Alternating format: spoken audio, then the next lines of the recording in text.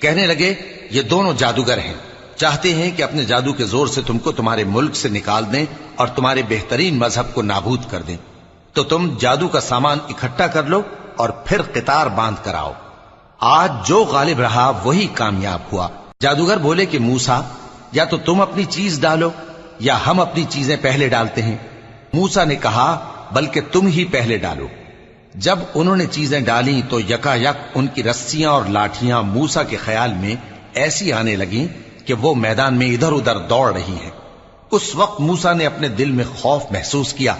ہم نے کہا خوف نہ کرو، بلا شبہ تم ہی غالب رہو گے، اور جو چیز یعنی لاٹھی تمہارے داہنے ہاتھ میں ہے اسے ڈال دو کہ جو کچھ انہوں نے بنایا ہے اس کو وہ نگل جائے گی۔